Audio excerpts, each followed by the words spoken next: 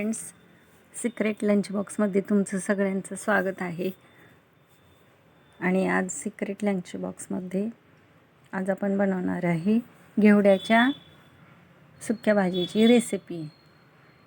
तर एका पॅनमध्ये मी तेल घेतलेले, एक ते 1.5 पळी तेल घेतले आणि असा निवडून घेवडा मी धुवून घेतला आहे स्वच्छ. त्यामध्ये तेलामध्ये जिरी मोहरी टाकायची, चिमूटभर हिंग टाकायचं आणि हळद टाकायची. जिरी मोहरी तडतडल्यावरच टाकायचं हिंग आणि हळद. आता घेवडा सगळा टाकला आहे आणि कोथिंबीर बारीक चिरून टाकली. त्यामध्ये तिखट टाकले, लाल तिखट 1 चमचा, काळं तिखट 1 चमचा आणि नंतर मीठ टाकले आणि लसूण खोबरं थोडंसं टाकले भाजून बारीक करून.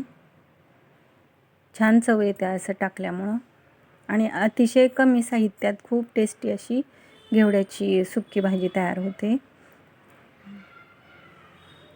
आता त्यामध्ये आपल्याला आवश्यकतेनुसार पाणी टाकायचे. मी पाऊण ग्लास जवळजवळ त्यामध्ये पाणी टाकले आणि व्यवस्थित हलवून झाकून ठेवलं आणि पुन्हा असं मधून अधून हलवून घ्यायचे.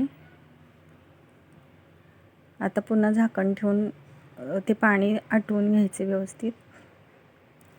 आपला घेवड्याला बिया मोठ्या असल्यामुळं पाणी थोडं जास्ती लागते, नाहीतर कवळा असल्यावर थोडंच पाणी लागतं. त्यानुसार घ्यायचे, आवश्यकतेनुसारच.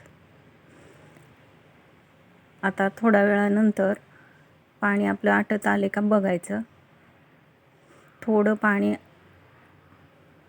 शिल्लक ठेवायचं आणि थोडं शिल्लक राहिल्यानंतर त्यामध्ये मी दाण्याचा कूट टाकला आहे. भाजलेले शेंगदाणे वाटून बारीक त्यामध्ये घातले आणि व्यवस्थित असं हलवून घेतले आणि पुन्हा झाकण ठेवले, कारण थोडासा रस्सा राहिला शिल्लक. मला पूर्ण सुकी भाजी पाहिजे, त्यासाठी मी पुन्हा आटवून घेणार आहे. ते असं व्यवस्थित पाणी आटवून घेतले आणि शिजलेली आहे आपली घेवड्याची भाजी. अशा प्रकारे घेवड्याची भाजी तयार आहे. तर आत्ता आपला आहे सर्विंग टाईम. त्यासाठी एका डिशमध्ये मी घेवड्याची भाजी घेतलेली आहे आणि ती कुठल्याही आपण चपातीसोबत किंवा भाकरीसोबत खाऊ शकतो आणि खूप आवडीने डब्यामध्ये पण द्यायला, टिफिनसाठी पण हे चांगला पर्याय आहे. तर तुम्ही नक्की करून बघा अशा प्रकारे घेवड्याची सुकी भाजी. आणि आवडल्यास लाईक करा, शेअर करा आणि सबस्क्राईब करायला विसरू नका. Thanks for watching.